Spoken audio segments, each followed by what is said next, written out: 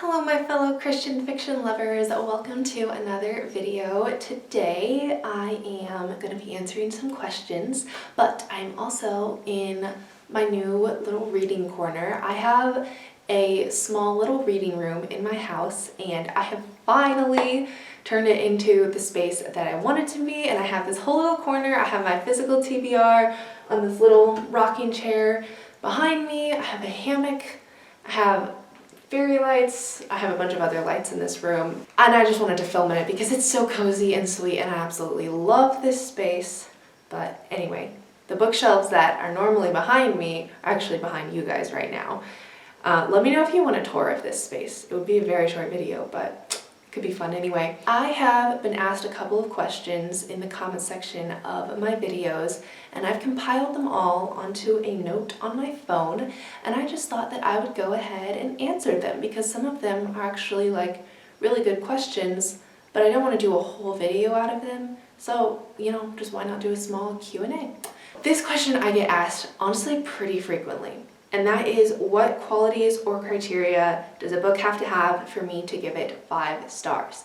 And this is a question I could do a whole video on, but I'm not going to. The main thing for me is character development. I am a sucker for good character development, especially, and because I read like primarily Christian fiction, if it is on point with faith development too, that's it. That's like seals the deal for me. I mean, obviously I want it to have a good plot. I want the relationship with the other characters to, be pretty good as well. But character development is just really what seals the deal for me.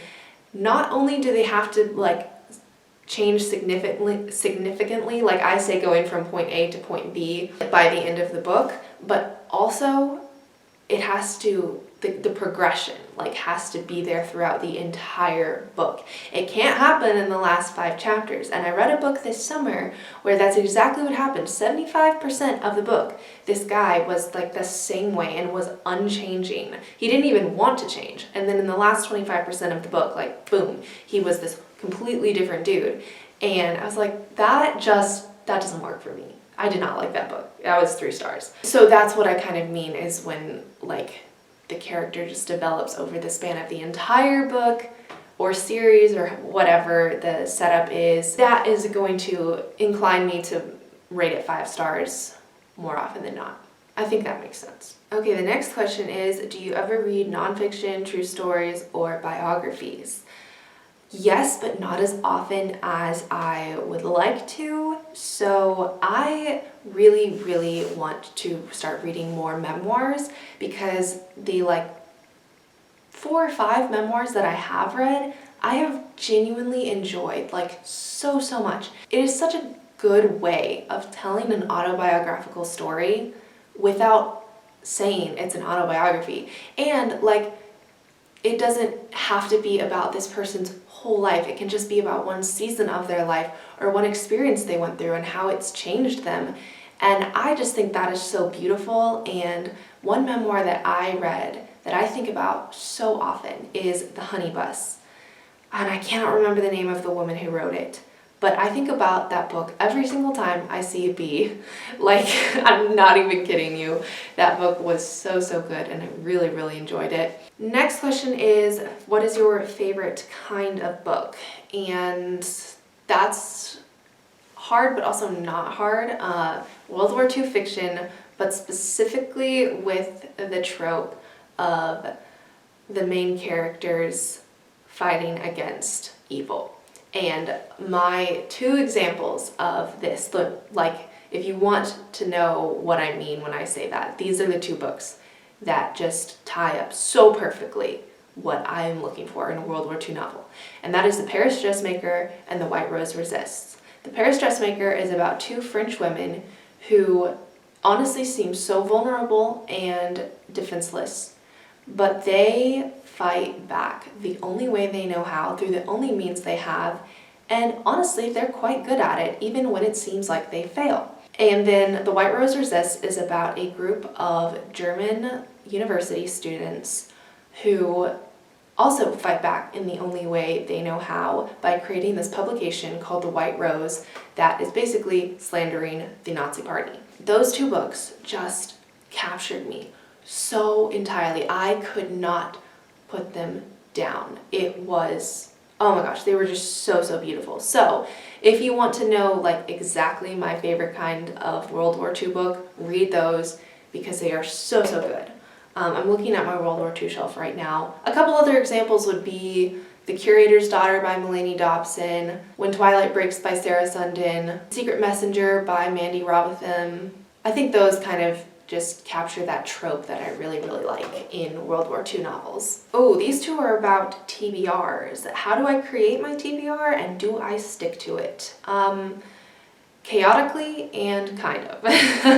So once I started YouTube, and like I know I have an extremely small channel, like it is tiny, but somehow the recommendations never stop. I open up my comment section like to see the new comments every single day, and somehow there's a new recommendation. Maybe not every single day, but like at least once a week, someone is recommending me a new book. And I've been recommended like certain books and certain authors multiple times, but I have just started writing them all down. I have a note in like the Notes app on my phone, and I look them up, and if they sound interesting, I'm like, okay, I'll keep it on the list. And then when I go to buy new books, I try to buy those, but it is so hard to keep track of which books have been recommended to me and where I'm going to buy them from, because I buy books from like all sorts of online stores. So it's a very chaotic process, and when I do browse on Goodreads, that is also not helpful because Goodreads just knows exactly what I like. And also when they like, you know how they say, because you liked this book, you might like this book. And if it's a 5-star book, especially one that's super niche, and I don't know of many in that genre, I'm like super quick to read the description. I'm like, oh, that sounds like something I like. And I like this other book. And so I just add it to my TBR. It's not good. It's very chaotic. There's so many books that I want to read and some that I know I'm never going to get around to. And then also in my head, there's like this tier ranking like list of, okay, these are the books that I really want to read that are on my TBR. And then these are the books that I want to read, but like, they're not in the really want to read. So it's like all crazy and it changes all the time. So I don't know if you can relate, but that's just how it is. And then do I stick to my TBR? Kinda. So I have 11 physical books behind me on this rocking chair. You can't see them. There you can. Now you can. And yes, I will read all 11 of those books before I like reread a book or not buy a new one, but like I guess buy a new one or open up like a new book package. I typically like wait and do big book purchases. Like I buy like a dozen or more books at a time and then have them all. I don't just buy books at random, except for pre-ordering, which is like, the ability should be taken away from me to pre-order books. Because then I have to write down when it's coming out and when I'm going to be charged for it. Anyway, yeah, so kind of I stick to my TBR, but that is all of the questions. Let me know if you have any more. This was super fun and I'd love to do it again with more questions that you guys have for me. But thank you so much for watching, and if you enjoyed this video, don't forget to give it a like, and if you want to see more content like this, go ahead and subscribe, and I will see you Friday for whatever video that is. Until then, bye!